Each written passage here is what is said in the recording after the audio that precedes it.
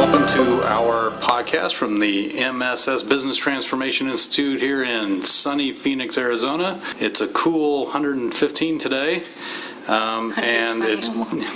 What's that? Almost 120 outside. Almost 120. So that's Jessica. She's our weather girl. We have a special guest. Oh, I'm David Lee. I introduced myself, so that's a good start. We have a special guest here today who is from the U.S. Navy. And we have a large Navy contingent here in Phoenix, Arizona. One of the things I want to say before we get going is the fact that we talk a lot about being an adaptive, responsive organization. In fact, we now call it being responsive. The take on that is usually, when people write books about it or whatever, it's usually from the top down. It's looking at it from a leadership perspective. How did I change and transform the organization? Very rarely do people think about how did that affect not just the employees, but also the people in the kind of the middle management. And so this is what this podcast is really about, because we have a person here who has experienced that transition from going from a very traditional organization and then having to go into a new distributed, or what we would call responsive organization. His name is Paul Colwell. He's the Naval Science Instructor here at the Arizona State University. Again, a big Navy contingent here. Prior to that, he was Chief Engineer for the USS Santa Fe Nuclear Submarine. We will talk more about that because it's become a very famous boat. You were also the Future Satellite Communications Manager for U.S. Stratcom. That sounds interesting. It's the future community, because we don't want to talk about the past communications. Right, yeah, we're looking at satellites, 10 to 15 years down the road, so. All right, we might have to go into that too. Yeah. That sounds actually really interesting. Before that is the Submarine Division Officer for the USS Topeka. You're also a graduate of Thunderbird, the School for Global Management at Arizona State University, which already makes me suspect you, because I graduated from that school and nothing really good comes out of Thunderbird. You also attended the Naval War College, online, you said. Yep. My grandfather taught at the Naval War College back in the 50s, I think. And my dad grew up in Rhode Island as a result of that, so which you know none about because you did it online. And then before that, Vanderbilt University in Nashville, Tennessee. And you're originally from Texas, Houston, Texas, so living on submarines was probably a big step up from living in Houston, right? Yep, yeah, no humidity on the submarine. Okay, so welcome to the podcast, Paul. Thanks for having me. So let's back up a little bit about this. So you drove submarines. How did you get into that? Is that something you aspired to do? Did you want to be a pilot and flunked out of flight school? How did you get there? Close. So I really originally joined the Navy because I wanted to fly. And then in between... I was joking. Well, that actually was the case. So I wanted to fly originally, but in between years at college, when I was in ROTC, they send you out on summer cruises where you get to experience the different aspects of the Navy. So I spent a couple weeks on a submarine and really kind of fell in love with it. I like the small-knit crew. There's only about 130 to 140 people on board. You know everybody's name. It's very... has a lot of good or high technology aspect, which is coming, as an engineer by major, so I enjoyed that technology aspect. And that's what kind of led me down that path to choose that career coming out of college. So being on a submarine is probably the closest thing you could do to actually driving a spaceship. Yeah, right. And there's actually a lot of similarities. I mean, we create our own oxygen, we create our own water. You go months at a time without recycling your air, and really just kind of confined, although at least astronauts have a window they can look out of and can talk to their family every once in a while. We don't have that luxury. Okay, so a couple things you told me about this. How long are you underwater for any period of time? So for a fast tech submarine, we do a 6-month deployment generally. We pull into foreign ports every once in a while, but the longest time I did was about 80 days between port calls, and that whole time, 80, yeah. Wow. 80 days underwater the whole time, no communication, couldn't contact family, no email, anything. So you're on your own. Yeah, there's no Wi-Fi. Your cell phone signal doesn't work too well when you're hundreds of feet under the water. So you're out there on your own, which is it's a unique environment because you can't always call up for help and ask somebody else's opinion. It's really the 140 people on board. It's all up to them to make the decision, count on everybody to make it through. So 140 people, what would be the makeup demographically? Those 140, are they all men? Are they all? So recently, within the last about 10 years or so, the Navy started letting in women in the submarine force. The submarine I was on didn't have women on it, but now they're starting, at officers and enlisted sailors going on submarines. So Okay. that is a potential career path. But the one I was on was only men. About 15 to 20 officers, and then the rest, about 110 or so enlisted sailors. Now, okay, so skipping the comment that 140 men without internet access under the water, we'll skip over the implications of that. But when you talk about enlisted men, and you're writing an article for us, and one of the points that you were making in the article is the people on nuclear submarines is not really what you think of necessarily as, in the movies when you have enlisted men and they're portrayed as being uneducated and kind of blue collar, but it's not the same thing here anymore, is it? Yeah, so I mean, just to get into the submarine force from an enlisted sailor, they have to score very high on their what's called the ASVAB. So that's kind of the entry test that you take to get into the military. So already they have to have really good intelligence coming out of high school. And then for the nuclear trained sailors, they go to up to 12 to 18 months of schooling prior to even getting to the submarine. And some of the non-nuclear trained sailors still spend, 3 to 6 months doing their specialty before they get there. So they come already very highly screened by the Navy, very highly educated by the Navy. So you're leading a group of very well educated men, and so that's where that shift in leadership style that we'll talk about came in handy. Yeah, that's what I'm setting up. Don't jump ahead on me. But it's the fact that you're talking about people who are well trained, well educated. They've been I assume emotionally screened too to be under the water that long. Right. Yep. And so they've been. Let me ask you that then. How do they determine whether you're right to be on a submarine or not? You take a 100-question test, and depending on how you answer on that, it determines if you're going to be okay. Only 100 questions. Whether that works out well or not is a matter of debate. But that's really what they get, because for officers, we had the luxury of actually going out on a submarine for a couple of weeks and being like, okay, this is or isn't for me. Yeah. Where the enlisted sailors, they sign up. They get shown a picture of a submarine. Maybe this is what it's like to be on, but they don't. That's the first time they've ever stepped foot on a submarine, is even after they've gone through all that schooling. Oh, so some of them, it's a little bit more of a shock than they would like, but they adapt and get through. It's a huge culture shock. Have you ever experienced people who were unable to adapt? Yeah, I mean, there's some that I haven't experienced any on the submarines that I was on, but I've heard stories of people basically coming down the ladder and being like, nope, this isn't for me, after they've already gone through a year of training. So then they might go to a surface ship or something like that has a little bit more space on board. But they better do that before you set sail, because after that, once the hatches go shut, you're stuck. they're not going to stop to let you out. Yeah, that's not going to happen. I have a hard time when we go on a consulting engagement and they put us in the basement. I can't be on that job, so I would have a hard time on a submarine. Okay, so that's a little bit about the life. Essentially, the idea is that you're isolated for long periods of time. Yep. And you have to function within that container, literally that container. And it's funny because when we talk about some of the theory behind responsive and complex adaptive systems, they actually talk about containers. But here we're actually talking about literal containers. The relationships and how those dynamics work are extremely important. It's because there's no going back. You're going to be out there for 80 days minimum, Right. You're going to be out there for a long time. So now, setting that context, I want to look at the context from your career. You were starting with the Topeka, so you're a submarine officer on the Topeka. You worked there for almost 3 years? Yeah, a little over 3 years. A little over 3 years. Then you go to another assignment in Omaha.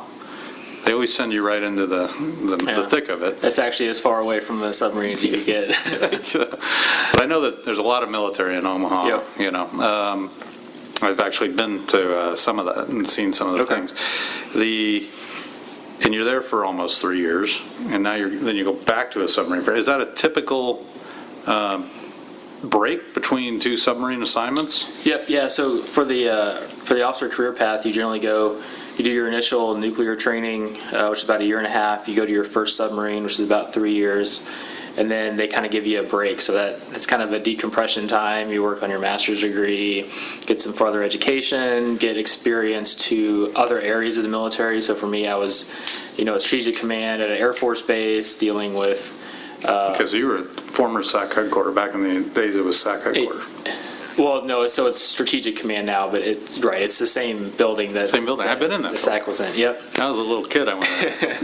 That's where they control. That's where they control the nuclear weapons. Oh, Yeah. That's where they tell you where they're going to go. that's handy. Yeah, and they got a big board up there. So that's where President Bush actually went on 9/11. Yeah. Afterwards, so he flew from Florida to Omaha for the command and control communication aspects that we had in the basement there.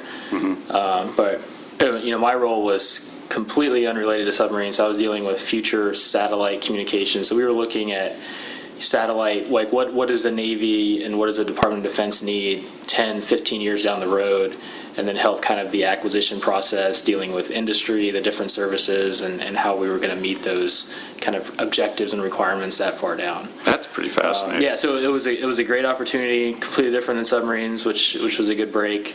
But it is pretty traditional for kind of the traditional career path of a submariner to do something completely unrelated and then go back to a submarine 3 years later, assuming that you retained all of your memory that you had of a submarine and know exactly how to drive it again.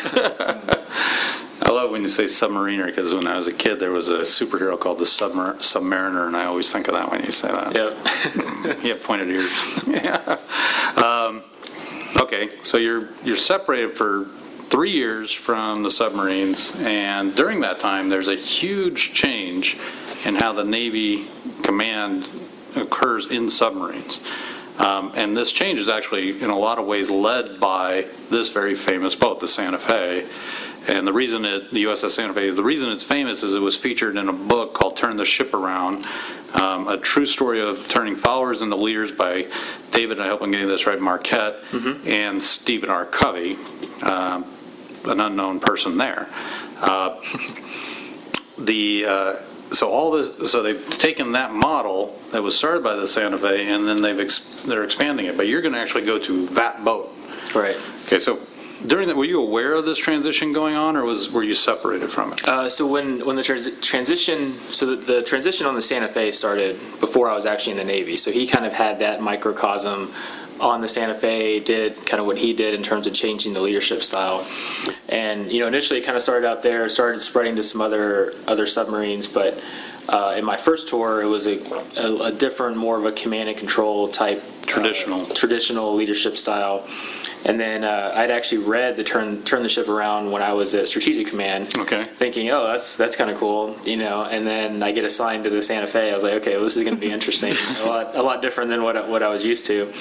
And so, it had still been, 10 probably about 15 years since, Captain Marquette was the commanding officer of the Santa Fe, but there's still a lot of remnants of that culture on board. So when he did his, just maybe we need to summarize what the book is about a little bit. It's a great book. Since I met you, I read it. I have two books that I really recommend people read who are looking at this. One is called Team of Teams, and one is now Turn the Ship Around, which is interesting to me because they're both books about the military changing their leadership approach. But when you think command and control, you think military first. But in fact, the military doesn't even do that anymore. And my father, I know, he loves it when I talk about him, so this is really just to get to him to listen to the podcast. But I know he had experienced some of that in the early 90s, the late 80s in the Air Force. They were starting to change some of this. When I go to businesses who say, this is too risky for us, we can't do this type of approach because it's more risk for us in how we make decisions, I try to point out that the three areas where I've really seen this occur is in the military, in hospitals, and on airplanes. All three areas where we're talking about life and death decisions. So what's more risky about your business than those businesses? So, but it's a great book. Tell me a little bit about what you learned from that book prior to even going to the ship. Yeah, so the book is a lot about turning followers into leaders, so kind of a leader aspect. And it was crucial on a submarine because, as I mentioned before, about you're leading very highly educated men. You're not just telling somebody to charge the hill and shoot your gun in one direction, right? You're leading people who have been highly trained. Every infantry man now listening to this. What? Anyway, go ahead. Yeah, so you're leading very highly trained men who want to be included in the decision-making process and want to contribute to the team. And so it's not just, just kind of sit at your panel and tell me, what comes across your screen. You want them to be involved in that decision-making process. And so the book kind of goes over Captain Marquette's change and how, initially it's hard to give up some of that command and control, right? Because you want to be, as captain, informed of everything that's going on. You want to have ultimate control over everything. And, it can get, you have some rough learning curves to get through because there's times when, you may release the reins a little bit, but then they come back and something bad happened. Well, then you immediately clamp down on that control. Well, you can't do that. You have to give them a little wiggle room to play. And that's where he kind of transformed the boat and led that into more of a distributed leadership style. And they make the point, when he took over command of the boat, it was kind of a problem boat. It was, yeah. And then by the time, almost just within a year, it had become a top-rated ship. Yep. Okay, first question comes to mind is, what's a problem boat among a nuclear submarine? What is that? What's the definition of something like that? It's a pretty high bar, really. Yeah, so when you say a problem boat, it's not, oh my gosh, I think they're going to run into something or the reactor is going to melt down or something like that. Like it's not chaos on the ship. Yeah, it's not chaos on the ship. For us, we do, it's a lot of just little things that happen, right? So we use the Swiss cheese analogy in the nuclear Navy of, if you're trying to get something through a piece of Swiss cheese and you have a bunch of different layers going through, every once in a while an arrow will make it through all these holes in the Swiss cheese theory. And so you want to stop all those holes. And so if you see a trend on a boat of even just something little like, okay, they maybe had this safety violation here, or maybe they had a close call with a ship out in the harbor, or maybe they're getting a lot of people quitting, because submarine force is all volunteers. So if you have a big wave of people who are just like, I can't put up with this, or I don't like the command style, and so you can actually quitting, just leave. You can. It's not. You're not going to leave the Navy. You can leave the submarine force, and they'll send you somewhere else. But and so they look at this trend analysis, and if they see that, that's what kind of puts you on the radar of, okay, this boat may need a little extra help, and they'll still send down people from squadron or different aspects to kind of help you turn the ship around. There you go. Nice way to throw in the You like that? Yeah. plug there for a book. I wish it was our book. Okay, so something interesting there. So turnover, as we call it in business, where people just leave and go decide they don't want to work there anymore, is actually a measure in the operation of a submarine. What are some other things that you would say are parallel in terms of business structures to a submarine? I know that for example, is there how does it work in terms of hierarchy? How would you compare that experience to what might be in the business world? Yeah, so I mean, you can kind of think of a submarine as kind of a small business unit, with our commanding officer or captain being kind of the president equivalent.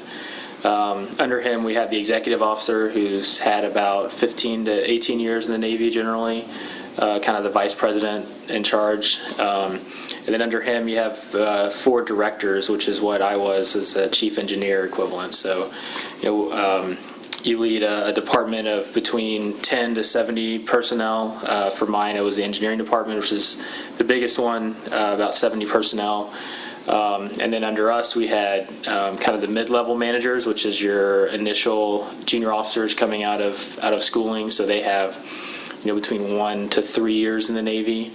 So that's where you that's where you start to develop your leadership training initially. And then under them, you have frontline managers as chiefs and first-class petty officers, senior enlisted personnel, and then it kind of goes down from there.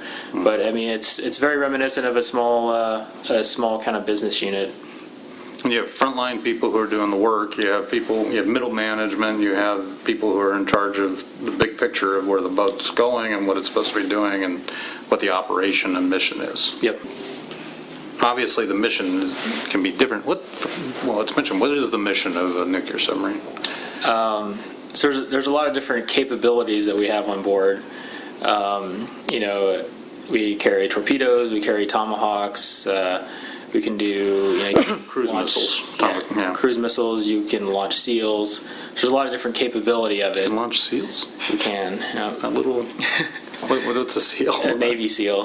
Like the Special Forces. Right. Not an actual SEAL. Yeah. No, I was thinking maybe that was the name of a weapon. And it was, Oh, okay. maybe it was a cute little weapon or something like that. Yeah. But you mean you can actually have them get on board, go somewhere, and then they can be released from the boat to go on land somewhere or something like that? Okay. So on any given mission or any given time, is there an overriding mission that they're on? Or is it just go underwater and wait for further instructions? You're generally given your initial tasking when you get underway. It varies depending on what mission you're at. Deployment can consist of anywhere from 2 to 6 different missions, so you're kind of bouncing around, but you got to be capable to carry out a wide variety of those missions before you even are getting certified to go on deployment. Yeah. Still have my head releasing little SEALs. So you mentioned earlier kind of how there's different levels, kind of like a business unit in the submarine, but does the decision-making process still distributed kind of evenly between all those different levels, or is it more concentrated towards like middle management, or how is that decision-making process you mentioned earlier? It is distributed in terms of what authority different people on board have, right? So there's, and of course it's written down in manuals. Being good nuclear officers, we have this thing that you can do can be certified by the chief engineer, which would be me, or this thing has to go to the captain to get certified, or this, maybe a chief petty officer could certify. So it's written down as to who can approve certain items, but it is distributed across all the different levels on board. Okay. So when you got on the Santa Fe, you established that it had been operating under this new system for a while. And so I would assume that it was ingrained in its DNA by that point. Was it a shock to you, or had you been prepared for it, or somewhere in between? Somewhere in between. I'd read the book and kind of had a little bit of an idea of the different culture that was on board. And I talked to some of my peers who were still out in the fleet when they went through this kind of transition in between 2013, 2015. And, I knew a little bit about it, but it was still a different culture to walk into, and definitely had, initial learning curve after I got on board. Let's start with what was the big difference? What was the difference between the Topeka and the Santa Fe experience?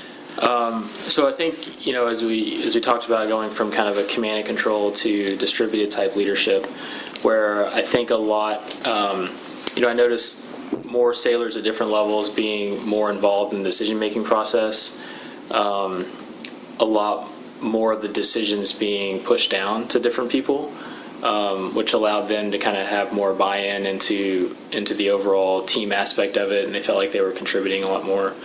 And then for me, in my role, when I went back as chief engineer, all the officers, in addition to your kind of day job of running your department, you have to get certified to stand a watch, which when we're underway for 8 hours a day, I was standing a watch, which for me was officer of the deck, which kind of the captain representative when he's... You're driving the boat. Yeah, so you're driving the boat, leading a team of about 30 people who You're Captain Kirk are all for that supporting time, that. Yeah, for that time until something happens and he runs the 5 seconds out of his stateroom. But yeah, and so a lot of it was more buy-in and recommendations being pushed up to the officer of the deck than the officer of deck kind of driving the problem.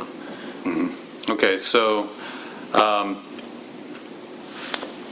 why was this an important change? When you really look at it, You would think that the military would function best if somebody just gives an order and everybody would cascade that order and follow that order, and it would just float down and things happen and turn on a dime. So why would they change to this kind of more convoluted approach? Yeah, so I think there's kind of two main reasons for this. So in 2012, 2013, submarine force had a series of, I guess, mishaps for for a better term, and they looked at a lot of the problems with this, and we studied this prior to my going back for my second tour on a submarine, of the command climate and culture that kind of developed and pushed towards some of these mishaps. And a lot of that was, if you have a very strong command and control culture, if you're sitting up there and you're driving the problem, and somebody who may have only been on board for 3 weeks is looking at a screen, but he's got a vital piece of information that you don't have, you have to create that culture that allows him to easily communicate that up to the officer deck. And so a lot of it was getting suppressed because they weren't listening to the recommendations of the junior sailors, who have generally have very good recommendations to give. But it's not being suppressed like, don't do that. It's more subtle than that, isn't it? It's essentially creating an environment where people won't speak up. Right, yeah. And so you can see, a story I like to tell, because I've seen some people who struggled with this change, and from a command and control aspect, for example, you're getting recommendations from your team, like recommend coming to course 175, and before with that, if the officer that gives the order, I want to come to course 178, because I just used all of my decision-making ability to show that you were wrong, and 3 degrees to the right is going to be a lot better course, even though in the big scheme of things, it's not that different of a course. And if you just went with that original sailor's recommendation, now he has buy-in, because you just took his recommendation and pointed this nuclear submarine where he wanted you to point it, opposed to, taking it and tweaking it, and then, kind of indirectly telling him, well, your course wasn't the right one to go to. I'm going to challenge you here a little bit, because this is the same questions I get. Why do I need buy-in? It's these people's jobs.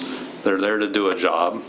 I give an order. I'm the leader. I'm in charge. Why do I need to gain their buy-in on a nuclear submarine?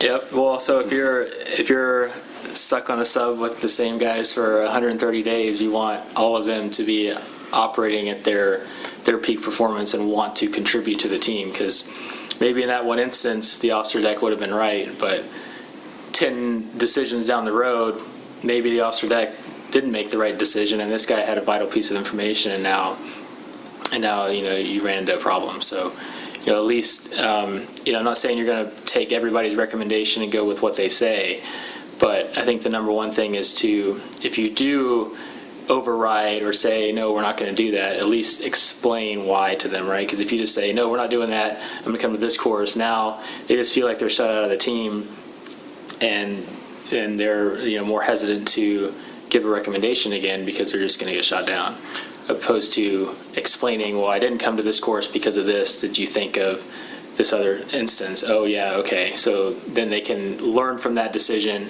and make better recommendations in the future. And they become better officers as a result, or better sailors as a result. At the same time, I get a little nervous when I hear something like this, because let's say you're in a highly charged combat situation. Do you want everybody throwing recommendations at you, or do you want a decision to be made right away? I don't know what's the better situation in there. Yeah, and there's times when I've never been in a combat situation on a submarine, but there's times when the stress gets a lot higher. I think we'd all be questioning. We'd all be worried if we had that, right? So yeah, but there is times when the decision making, the time to make a decision gets shortened a lot, and so I'm not going to say there weren't times where I just made the decision without talking to everybody in the team, because there were times where I had to make that decision, but a lot of it was I would bracket the decision that I had to make. So I would announce it to the team saying, hey, I need to make a decision in 1 minute. What's your recommendation? So they knew it was at least time compressed, and so they may not be able to come up with a 100% solution. They give me an 80% solution pretty quick, and then we can make a better decision as a team. I know for a fact that, and this is in the other book, in the teams, they're talking about Sullenberger making the decision to land the plane in the river, and they don't show this in the movie, but it was exactly that type of thing. They have 4 minutes, but everybody's giving their input as fast as possible. And I know one of the decisions they had to make was they might have been able to make an airport and land at an airport, but the consequences of being wrong about that were too much to take. So they made the decision to land on the water not just because they thought it was the best decision for the plane, but it was also the best decision for the people on the ground. So, that's a highly charged situation too, but same thing, time compression. We got very little time to make this decision, Right. so let's get all the input we can. So, what I'd love to do is understand when you were making this transition, were there times where you were really challenged by this new approach, and how did you react to it? Yeah, so it's hard initially coming from what I was used to, because there are times where I get a recommendation I knew was wrong, or it's like, no, we're going to do this, right? And then I get more direct feedback from the sailors of being like, well, either we've done it like this before, or at least hear me out, and this is the reason. And I was like, okay, that's kind of making sense. And so it took me a while to learn how to loosen the reins a little bit on that, but as a result, I think we got a lot more buy-in from the team when I was standing officer deck or as chief engineer. And a lot of them was one of the kind of takeaways that I talk about in my article is, if there's somebody who's really enthusiastic about solving a problem, it's generally better to just let them run with it, because even though it may not be the exact same way that you would have solved that problem, it'll get 80% of the way there. And not only do you empower that person to solve that problem, but now the whole team sees that the leader is willing to listen to recommendations from the team. Yeah, and sometimes they solve the problem in a unique fashion that you never would have thought of. Yeah, and a lot of it's like, okay, it's totally out of the box that I wouldn't have thought of, but it works. And when you're out of the box in a submarine, you're really out of the box. Right? Did you witness people who were in command positions who were unable to adapt, and some of the consequences from that? I'd say most of the senior level officers were pretty much on board with the new leadership style when I went back. But I did see some, when I went through my initial training prior to getting to the boat, some of my peers struggled with that change in dynamic of running a watch team and not, making all the decisions and kind of driving that decision-making process themselves. So the watch team is people who are, when the rest of the first team is resting or not, and the watch team is the ones taking care of the boat at the time. Yeah, right? Yeah. So it's about a third of the boat. We have underway. We have 8-hour watches. So you're on watch for 8 hours. You're off watch for 8 hours, where you're doing maintenance or admin or training, and then you're supposed to be able to sleep for 8 hours. Although for me, it averaged about 4 hours, getting woken up every hour and a half in the middle of it. But I mean, it varies. Why were you woken up out every hour and a half? As the chief engineer, you get a lot of phone calls. So yeah. So you're chief engineer. That's the person who's in charge of making sure that the boat's running. Is that? Yep. And being maintained and getting everything out of the boat that you can. Yeah. So all the mechanical, electrical systems, the nuclear reactor, the diesel engine, all that stuff falls under the engineering It's a department. pretty complex situation. It is. Yeah. There's a lot going on. So having people that you can trust making decisions makes that easier for you. Right. You can relax a little bit sometimes, Yeah, you can, or sometimes it keeps you up at night. or you don't get to sleep. Yeah. If you take the experience that you learned in the Navy and on the Santa Fe, and you were now going to apply that into real world, but you've been in, we say real world, but into private businesses, and you're now part of a large university. Have you seen instances where you could see the opportunities if organizations operated this way, or have you had those type of experiences?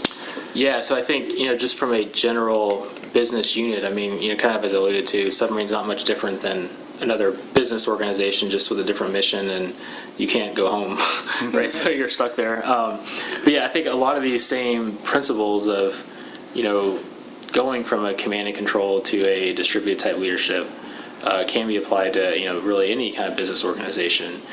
And, will help, there might be some growing pains initially where you have to learn how to loosen the reins and, deal with, you're going to have problems, right? So somebody's going to make a bad recommendation that you're going to go with.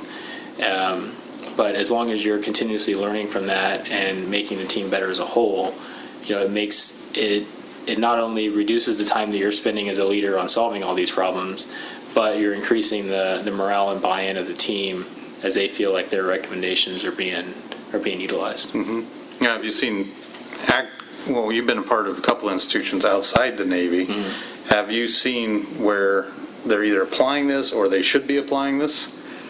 I would say, my only experiences out of the submarine force are at Strategic Command or now as an instructor at a ROTC unit, and I would say it is a little bit more distributed. It's not everything has to go up to the top to make a decision, and so they've kind of had that culture maybe a little bit longer than we've had in the submarine force. But I think now the submarine force has changed a lot. It's not just kind of the microcosm of the Santa Fe. It's been trained at all the different leadership levels that you go through as a submarine officer to kind of help ingrain that leadership style. I also think, I don't know a lot about it. I've never been employed by ASU, but my daughter goes there and we've done a lot of work with people from there, and I get the sense that they're a very strongly distributed approach in the way that they manage that school.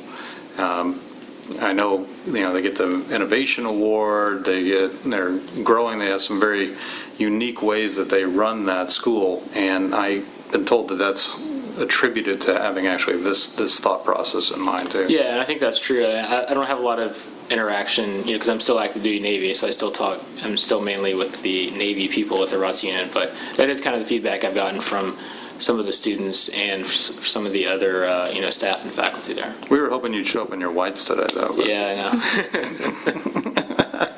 Is there any type of environment where this type of distributed control or decision-making doesn't work? I think the only instance that I've kind of seen is that, if there is a big casualty or people are, freezing at their panels and just don't know what to do, and that kind of instance, I haven't seen that, but I've heard of instances, right? And so I think that may be the only time where, the leader's got to come in, make a command decision, know we're doing this, and then, after the fact, maybe fill in this is why or that. But in extreme circumstances, they would say that is somebody under these structures. They would say that's somebody stepping up and taking the leadership role. But it's not necessarily, it could be somebody who's not necessarily the designated leader at the time who's making that happen. But I will say this, I know that you mentioned the Navy SEALs, and I'm still picturing little SEALs being released from submarines, but the Navy SEALs, the Special Forces units, and other special forces, this is how they've operated the whole time because they rely on each other. And I know one of the trainings that they've mentioned is that they put them out on a raft, and they say you have to get in the boat and then you have to bring the raft back. And it turns out to be a really hard exercise, but it's a training exercise because if they don't all work together to get in the boat and back, if one person's slacking or one person's not coordinating with the rest of them, they never can get in the darn boat again. Yep. So it's just part of their training to be able to take different roles at different times or share authority and share that. So if you're talking about situations where it's highly, there's a lot going on, there's a lot of stimulation, there's a lot of need for quick decision making and so forth, you can't get into a situation more like that than you can in the special forces. So this is how they train the people. It's just like I said, in an OR in a hotel. They don't operate if they operate in hotels, you got to be careful. But in a hospital, you're in the OR, and now they've moved the doctors away from the actual patient to stand at the head of the table, and they're operating in these. So these are highly charged environments, which is where you would think command and control is most important. But in fact, all the examples of the learnings from this are from these highway charged environments. So, but you had some things that you said you would apply in almost any situation to be able to move from command and control. What are some of the rules of thumb that you would follow? Yeah, so I kind of outlined it in the article. Kind of have 4 to 5 big takeaways of just if you're opposed to a decision that you may think you know the right answer, don't initially say what you think the decision is to the team. Let pose the question, let them have the discussion, and then make that decision. Because sometimes you can find if you say that I want to go this direction, people will either get on board with you because you're the boss, or immediately oppose you because you're the boss. So that you kind of want that free thinking to go before a decision is actually made. To almost be a facilitator in that situation. Right. Yeah. And so and that's kind of my second point is help kind of frame the problem. And I found it was okay to just have more of like a stream of consciousness type briefs sometimes to my team. It was just, hey, this is what I'm thinking. I don't know if we could do this. Maybe we could go over this direction.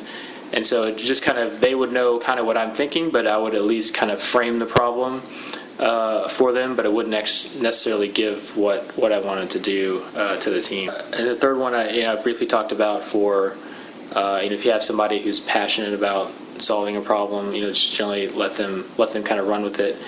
And then the fourth is that if you're letting somebody on your team run with the problem, don't wait until they come up with the final solution to come brief you, because there might be some changes that need to be made.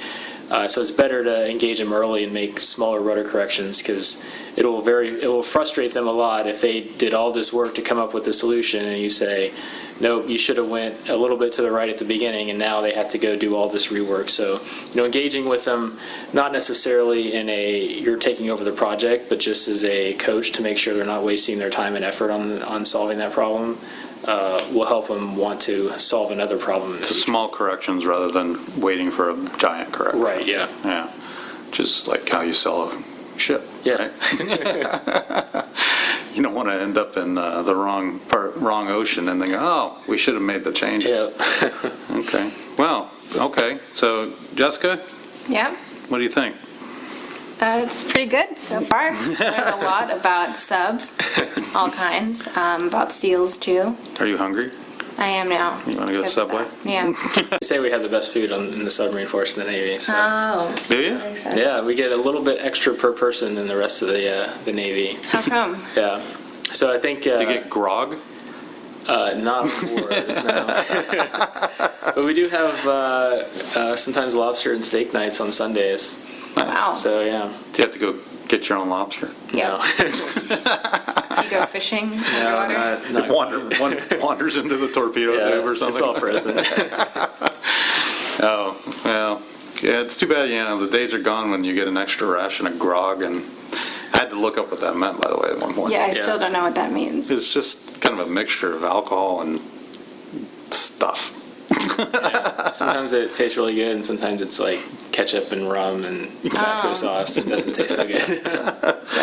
So they still have that term in the Navy? Okay. Yeah, we don't drink that on board. That's a good place. That's a good place to close out. So, Paul, I learned a lot from you through this process. We're going to have your article on the website to accompany this podcast. So Yep. people want to do that. We'll also link to the book on Amazon, so you can purchase it. We get nothing out of that, but it's a great book.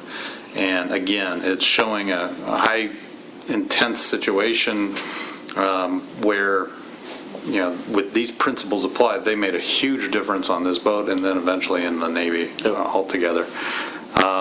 You can find all of this at mssbti.com. So that's an acronym for MSS Business Transformation Institute. So mssbti.com. Jess, do we have a Twitter account? We do have a Twitter account. It's MSSBTI. And then we also have this on LinkedIn, and we'll be posting short clips from this podcast, and then they link out to the full website link, which is downloadable. So if you want to follow us and get more great podcasts, more great content, get to know Paul a little bit, then you can follow us on Twitter, LinkedIn. We even have a Facebook page. We do. Whatever your choice is. We don't do Instagram yet because, we're old school here. We'll get there. And then, again, at mssbti.com. That's it. Thanks, Paul. Thank you.